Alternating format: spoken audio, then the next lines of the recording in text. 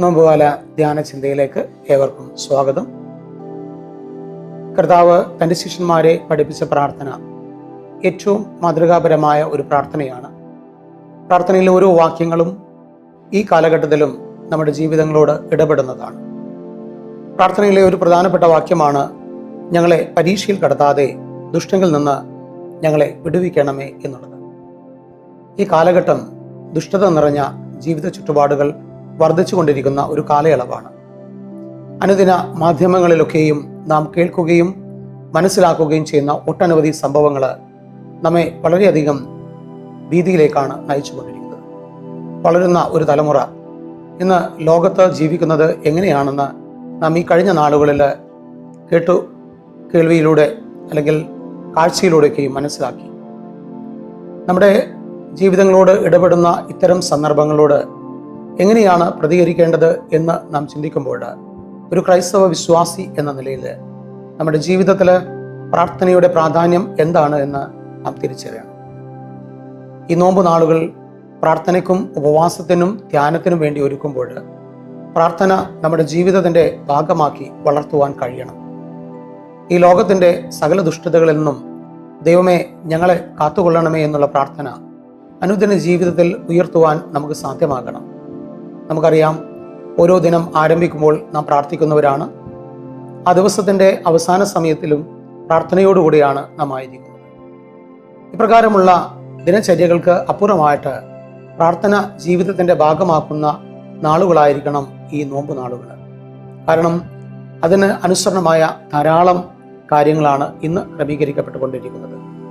അതുകൊണ്ട് പ്രാർത്ഥനയ്ക്ക് യാതൊരു ഉപേക്ഷയും വരുത്താതെ, നമുക്ക് വേണ്ടി പ്രാർത്ഥിക്കുന്നവരായി മാത്രം മാറാതെ, നാം ഉൾപ്പെടുന്ന കുടുംബം, സമൂഹം, സഭ എല്ലാവർക്കും വേണ്ടി പ്രാർത്ഥിക്കുന്നവരായിട്ട് ഇന്ന് നാം എല്ലാവരും മാറേണ്ടതുണ്ട്.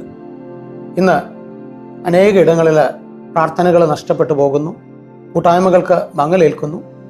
എന്നാൽ നോമ്പ് കാലയളവ് അതിൽ നിന്നൊക്കെയും വ്യത്യസ്തമായിട്ട് വീണ്ടും ദൈവത്തിലേക്ക് മടങ്ങി വരുവാനുള്ള ഒരു ആഹ്വാനമായിട്ട് നാം ഉൾക്കൊള്ളുന്നുവെങ്കിൽ നമ്മുടെ പ്രാർത്ഥനയുടെ പ്രാധാന്യം എന്താണെന്ന് മനസ്സിലാക്കുവാനും പ്രാർത്ഥനയ്ക്ക് വലിയൊരു പങ്ക് ഈ നോമ്പ് നാളുകളിൽ ഉണ്ട് എന്ന് തിരിച്ചറിഞ്ഞുകൊണ്ട് നാം ഉൾപ്പെടുന്ന ഇടങ്ങളിൽ പ്രാർത്ഥനാ കൂട്ടായ്മകളെ വളർത്തുവാൻ നമുക്ക് സാധ്യമാകണം.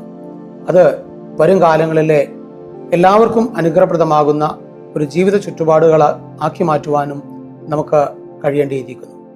ഈ നാളുകൾ തീർച്ചയായും നമ്മിലൂടെ ഉയരുന്ന പ്രാർത്ഥനകൾ നമ്മുടെ ഭവനത്തിൻ്റെയും നമ്മുടെ ചുറ്റുപാടുകളുടെയും സഭയുടെയും സമൂഹത്തിൻ്റെയും ആത്മീയവും ഭൗതികവുമായ വളർച്ചയ്ക്ക് സഹായകരമാകണം. ജഡാഭിലാഷങ്ങളോടുള്ള പോരാട്ടത്തിൽ പ്രാർത്ഥനയുടെ ശക്തി തിരിച്ചറിഞ്ഞുകൊണ്ട് നമുക്ക് പ്രാർത്ഥനാ നിരതരായിട്ട് ഈ നോമ്പ് നാളുകളിൽ ജീവിക്കാം. അതിനായി ദൈവത്തിൻ്റെ പരിശുദ്ധാത്മാവ് നമ്മെല്ലാവരെയും ഒരുപോലെ സഹായിക്കുകയും ബലപ്പെടുത്തുകയും ചെയ്യുമാറാകട്ടെ. ആമേൻ. തലകൾ വണക്കാം, പ്രാർത്ഥിക്കാം. പ്രാർത്ഥിപ്പാൻ ഞങ്ങളെ പഠിപ്പിച്ച ദൈവമേ, സ്വർഗീയ പിതാവേ, അവിടുത്തെ പ്രാർത്ഥന ഞങ്ങളുടെ ജീവിതത്തിൻ്റെ ഭാഗമാക്കുമ്പോൾ പ്രാർത്ഥനയുടെ അമൂല്യമായ ദർശനം ഞങ്ങളിലൂടെ മറ്റുള്ളവരിലേക്ക് ലഭിക്കപ്പെടുവാനും ഇന്ന് ഞങ്ങളായിരുന്ന ജീവിത ചുറ്റുപാടുകളിൽ ഞങ്ങൾ അനേകർക്ക് വേണ്ടി പ്രാർത്ഥിപ്പാൻ കടപ്പെട്ടവരാണ് എന്ന ബോധ്യത്തോടുകൂടെ ഈ നോമ്പ് കാലയളവിൽ പ്രാർത്ഥനയുടെ പ്രാധാന്യത്തെ മറ്റുള്ളവരിലേക്ക് പകരുന്ന നല്ല ചാലകങ്ങളായി വളരുവാൻ അവിടെ ഞങ്ങളെ സഹായിക്കണം. അതിനുവേണ്ടുന്ന ദൈവകൃപ ഞങ്ങളിലേക്ക് പകരണം. സകലവും ഞങ്ങളുടെ കർത്താവായ യേശു ക്രിസ്തുവിൻ്റെ നിസ്തുല്യ നാമത്തിൽ തന്നെ. ആമേൻ.